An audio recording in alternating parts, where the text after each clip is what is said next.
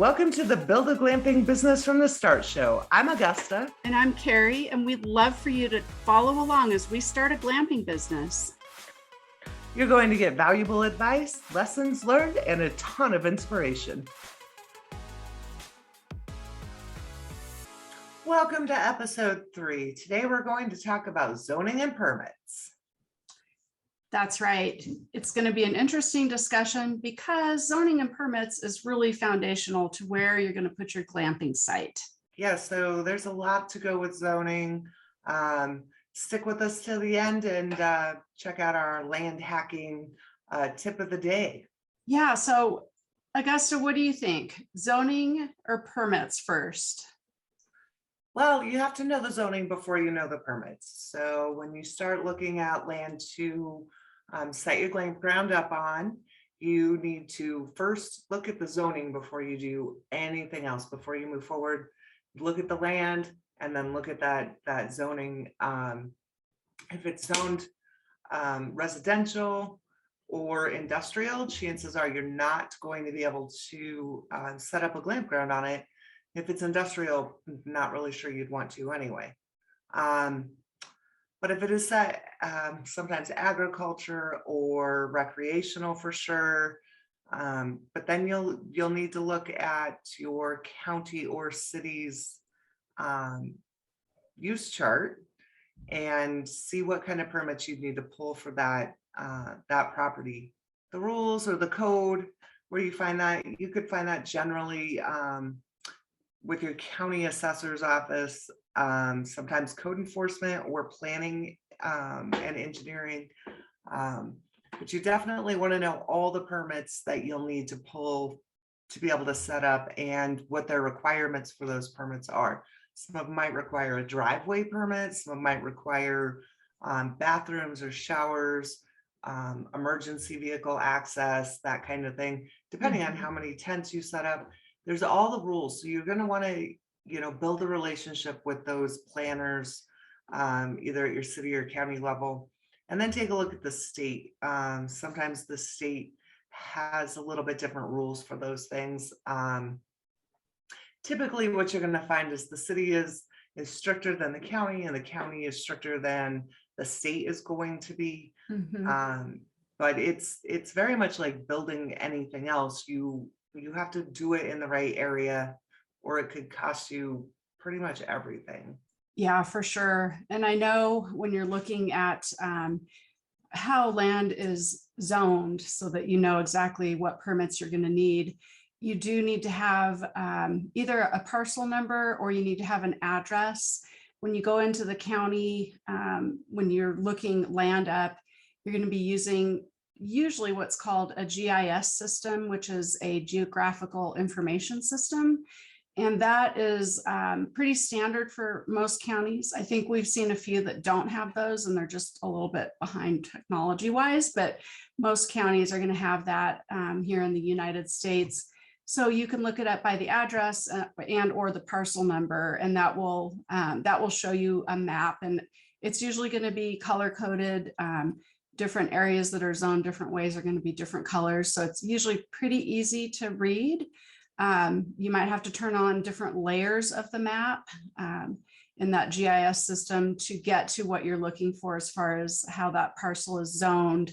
But it's really important. Like you said, you can lose everything because we do know people will build things and they will do it without a permit. And I'm telling you, the county will come around and see it, and you can get yourself in a whole lot of trouble. There can be quite a bit of fines involved.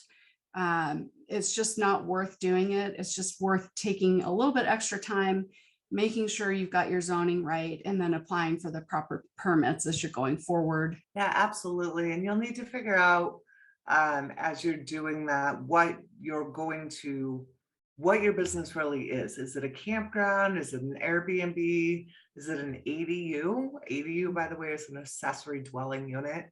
Are you going to do cabins? Are you going to allow those RVs, tiny homes? Are you going to call it a short-term rental?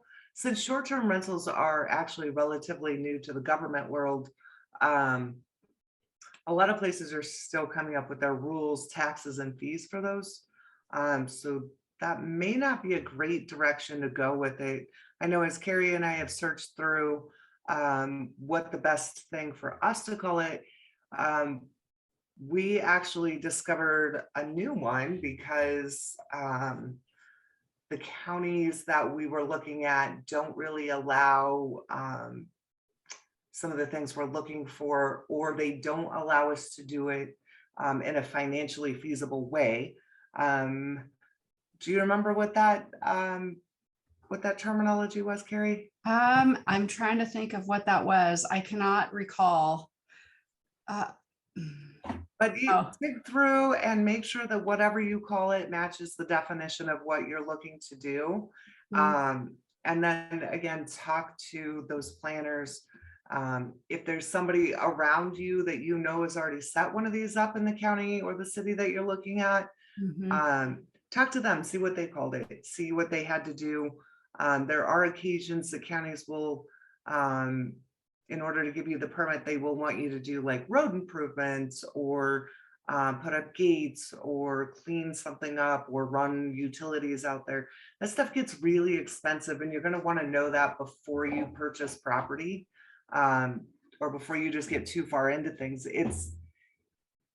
It's very much worth getting an education and doing your homework.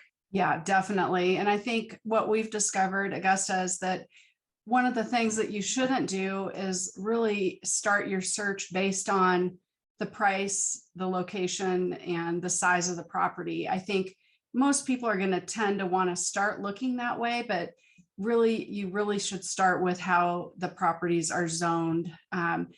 If you've got a county that you've narrowed it down to that you think you want to work within or develop within, definitely start with the zoning piece. I know it's really hard to kind of readjust your brain to doing it that way, because I know for me personally, I always want to look at the price and I want to look at the pictures and see how pretty it is, and you can picture what you want to do on that. But if the zoning doesn't allow it, that's really going to be an issue for you down the road. And you don't want to spend a ton of time doing research and falling in love with a piece of property, and then it ends up that the zoning doesn't allow what you want to do. And what you were asking earlier, Augusta, I think it was was it an outdoor facility or outdoor recreation? Outdoor recreational facility. Yeah, That's what it was. That's what it was. Yeah. Yep. We've looked at doing that too, because it can be, the definition of it can cover, what it is that you're wanting to do. So, and it's going to be different county to county. And that's one thing. Just because one county in your state or the state you're looking in allows a certain thing doesn't mean another county will. We found that here in Colorado, some of the counties, especially the ones where there's big ski resorts like Vail and Winter Park and the bigger ski resorts, those counties tend to be quite a bit stricter with what they allow. There's many reasons behind that, but you can also look at other counties that are quite a bit more lenient and will be easier to work with. So it's just finding that middle ground and, finding something that's going to work for what it is that you're wanting to do. And yes, it does involve a lot of research. When you don't do your research, you end up getting in trouble. So that's super important. So the hot tip of today's show is look for land by the zone instead of the price, the size, or the type of property. So that's your hot tip. And I have one more little addition to that is do your homework before you go talk to your planner, because as we've found, the planners don't always know what they're talking about.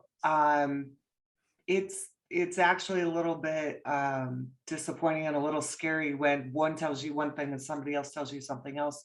And then get it in writing, because you don't want them to come back in 5 years and go, oh, now you owe us for a permit for 5 years. We're going to double charge you. And you can't do this here. So that's my other little tip of the day is do your research first. Yeah, absolutely agree with you on that. And we have found quite a bit of inconsistency. And I think what you mentioned about getting it in writing is it's a pretty important piece because that could really cover you down the road. Because if you get told something by a planner that actually isn't correct, or is even just a little off from what the actual truth is, that can help protect you if you get into a legal situation. And hopefully that never happens, but it's always good to cover your assets. All right, guys, we're Augusta and Carrie, and go glamping. Remember, camp simply and simply camp. That's right. And if you have additional questions, we'd love to hear from you. Please go ahead and comment here on this video. Ask us your questions. We've probably got the answer. And if we don't, we probably know where to tell you to go to get it. So please feel free to reach out with any questions that you have. Yep. And don't forget, like and subscribe, and watch for our next video about land hacking. Talk to you soon. Bye-bye. Bye-bye.